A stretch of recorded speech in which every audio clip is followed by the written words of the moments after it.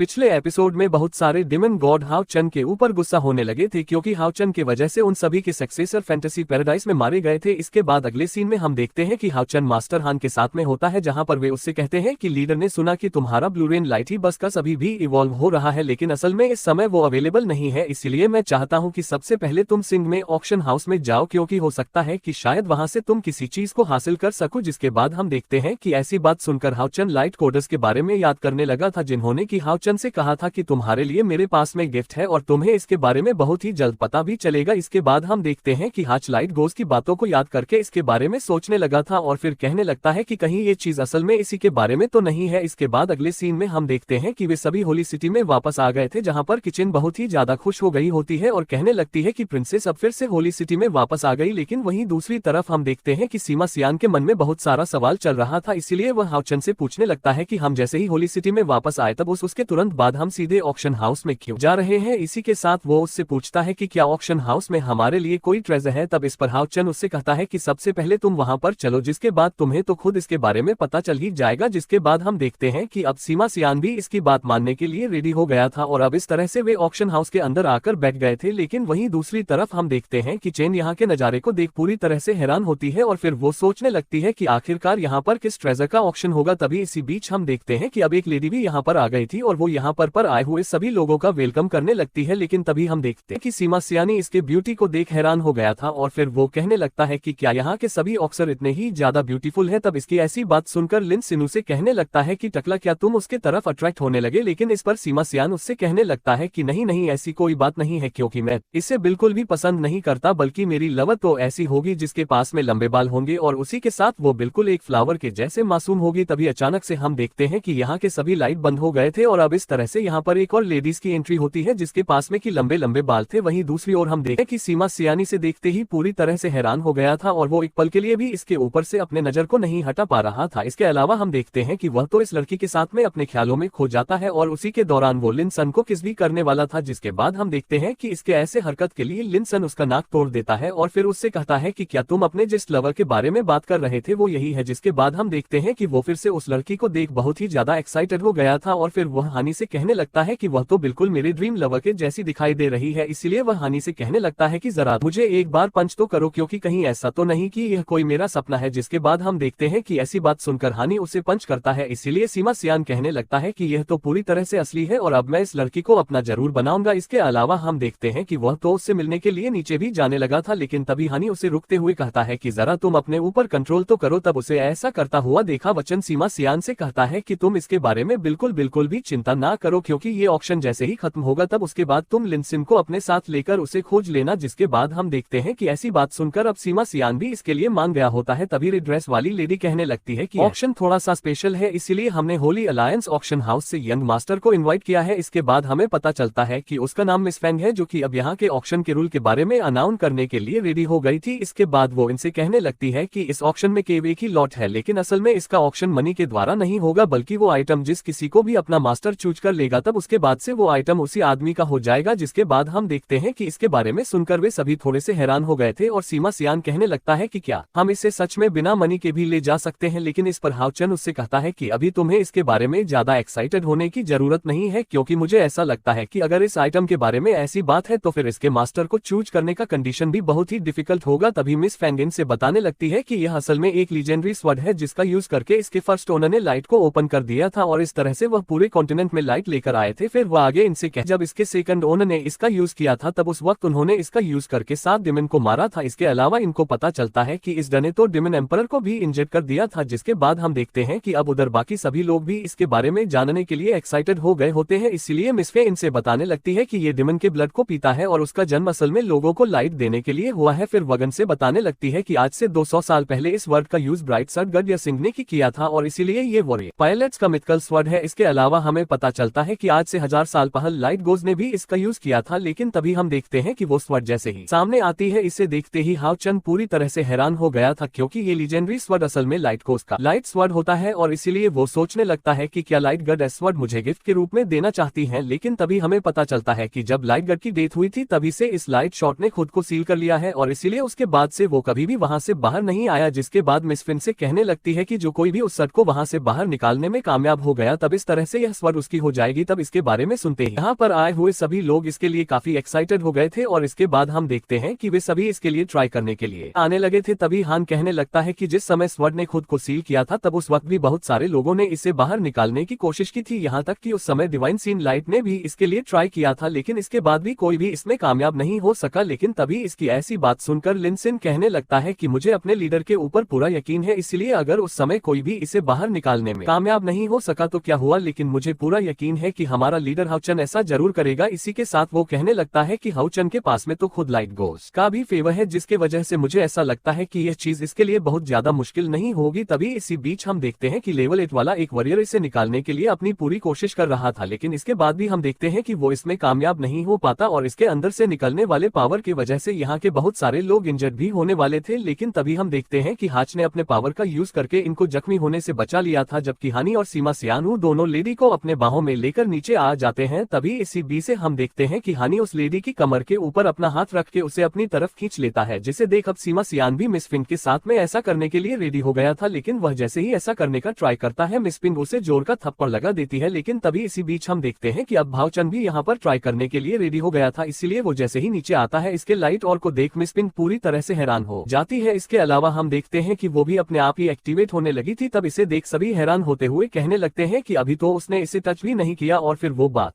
करने लगते हैं कि आखिरकार वो किस लेवल में है। जिसके बाद हम देखते हैं कि हाउजन अब उस शर्ट को यहाँ से निकालने के लिए पूरी तरह से रेडी हो गया होता है और उसी के साथ को लाइट कोस को थैंक यू बोलते हुए कहता है कि मैं इससे बहुत ही अच्छे से संभाल कर रखूंगा। तभी लाइट कोस कहने लगती है कि शर्ट के पास में भी एक सील है, इसलिए सही समय आने पर यह खुद ही अनब्लॉक हो जाएगा, जिसके बाद ही तुम इस शर्ट के असली पार को देख पाओगे। अब इतनी बात कहने के बाद वह हाउचन से कहती है कि लाइट तुम्हें गाइड करेगी, लेकिन गॉड की असली लाइट केवल अंधकार के गहराइयों में ही खिलेगी। जिसके बाद हम देखते हैं कि इसके बारे में सुनकर हाउचन भी इसके लिए रेडी हो गया था और फिर वो कहने लगता है कि यही तो मेरा फ्यूचर है। लेकिन तभी फिर लाइट गॉडेस कहने लगती है कि अब ये पूरी तरह से तुम्हारे ऊपर है, क्योंकि अभी भी यहाँ पर हायर गॉड के इम्प्रिंट है। तभी इसी बीच हम देखते हैं कि यहाँ के नजारे को देखते ही सभी लोग पूरी तरह से हैरान हो गए थे और वे सभी हैरान होते हुए कहते हैं कि उसके पीछे तो खुद लाइट गोज है और उसके अलावा वह तो गॉड के पावर को लेने के लिए भी काबिल है। इसके बाद हम देखते हैं कि हासन के बॉडी में लाइट गोज की पावर आ गई थी और अब इस तरह से वो लाइट सर्ट को वहां से निकालने में कामयाब हो गया था। जिसके बाद हम देखते हैं कि अब इसके वजह से यहाँ के लोग और भी ज्यादा हैरान हो गए होते हैं और फिर वे कहने लगते हैं कि इसके पहले तो बहुत सारे लोगों ने इसे हासिल करने के लिए ट्राई किया था, लेकिन उसके बाद भी उसमें से कोई भी ऐसा करने के लिए कामयाब नहीं हो सका था। लेकिन इसके बाद हम देखते हैं कि हाउचन और उसके सभी साथी टनल टावर के अंदर आ गए थे, जहां पर कि हाच ने इस शर्ट के मदद से यहाँ के ट्रायल को बहुत ही आसानी से पास कर लिया था। जिसके बाद हम देखते हैं कि इसके ऐसे पावर को देख सीमा सियान भी हैरान होता है और फिर वह हाउचन से कहता है कि बॉस आपका स्वार्थ तो सच में बहुत ही ज्यादा औसम है, क्योंकि इसके पहले तो हम इस लेवल में बहुत ही लंबे टाइम से फंसे हुए थे, जबकि आज आपने तो केवल अपने एक ही अटैक से सभी स्केलेटन को मार दिया। तभी हाउचन कहने लगता है कि यह शॉट भले ही मुझे लाइट कोस के द्वारा दिया गया है, लेकिन इसके बाद भी ये तो वॉरियर हॉल का मिथिकल स्वॉर्ड भी है, इसीलिए जब मुझे चांस मिलेगा मुझे वॉरियर हॉल में कर उनसे परमिशन लेना होगा, क्योंकि केवल उसी के बाद मैं इसका बैटलफील्ड में यूज कर पाऊंगा। इसके बाद वो इनसे कहने लगता है कि जब हम टनल टावर से बाहर जाएंगे तो फिर जैसे ही हमारी स्पिरिचुअल पावर 6 पॉइंट तक पहुंच जाएगी तब उसके बाद हम डिमन हंटिंग टावर में जाकर कमांडर लेवल में अपग्रेड कर लेंगे। लेकिन अभी के लिए हम देखते हैं कि वे यहाँ के ट्रायल के लेवल 6 में पार्टिसिपेट करने वाले थे, जो कि यहाँ के फर्स्ट लेवल का लास्ट लेवल होता है। जिसके बाद हम देखते हैं कि इसकी बात सुनकर उसके सभी साथी भी इसके लिए रेडी हो गए थे, लेकिन अभी केवल हाउचन जैसे ही उसके अंदर जाता है यहाँ का गेट तुरंत ही अपने आप ही बंद हो जाता है। जिसके बाद हम देखते हैं कि अब इसके वजह से उसके सभी साथी भी काफी परेशान हो गए थे और यहाँ तक कि सर अपने पावर का यूज करके यहाँ के गेट को तोड़ने की भी कोशिश करती है। लेकिन तभी स्लेटन उससे कहने लगता है कि तुम्हारी सारी मेहनत पूरी तरह से बेकार है, क्योंकि अब ये ट्रायल खुद हाउचन को अकेले ही कंप्लीट करना होगा। वहीं दूसरी तरफ हम देखते हैं कि अब हाउचन भी इसके लिए रेडी हो गया था, जहाँ पर एक आवाज उसका लीडर सिलेक्शन ट्रायल के फर्स्ट लेवल में वेलकम करने लगता है। लेकिन तभी हम देखते हैं कि हाउचन यहाँ पर थोड़ा सा परेशान होने लगा था और फिर वो कहने लगता कि मुझे तो यहाँ पर कोई भी नजर नहीं आ रहा, जबकि इसके पहले वाले ट्रायल में मैं तो शुरू होते ही सामने आ जाते थे। लेकिन फिर वो समझ जाता है कि शायद ये ट्रायल उसके सामने वाले स्टोन मॉन्यूमेंट से रिलेटेड है। वहीं उधर से क्लेटन बताने लगता है कि ग्लोरी वाले एरा में तेरा फायर हर्मिटियन के बाद भी किसी की इतनी हिम्मत नहीं होती थी कि वो इनको इग्नोर कर दे। फिर वो आगे इनसे कहता है क्योंकि अगर वे लोग एक बार किसी तरह से बाहर आ गए तो उसके बाद ये जरूरी पूरे इंसानी लाइफ पूरी तरह से से तबाह कर देंगे। इसलिए भले ही समय के साथ उनका नाम केवल एक टैबू बनकर रह गया, लेकिन केवल मास्टर इलेक्ट्रो लक्स उनको सरेंडर करा सकते थे। और फाइनली अब उनमें से 12 हर्मिट्स नहीं है। इसके बाद वो इनसे बताता है कि मास्टर इलेक्ट्रोलकस के पास में 1100 बॉडीगार्ड हैं, जिन्होंने की एक बार उन सभी को अपने साथ लेकर वर्ष शुरू कर दिया और उसके वजह से पूरे ग्लोरियस एरिया में तबाही मच गई। तभी अचानक से हम देखते हैं कि हाउ चन के चारों ओर कोई फायर पावर जनरेट आती है। तो क्या आपको लगता है कि हाउ चन इस स्टाइल को भी कंप्लीट कर? और अगर आप इसके अगले पार्ट के लिए एक्साइटेड हो तो इस वीडियो को लाइक और इस पर एक कमेंट भी जरूर कर देना।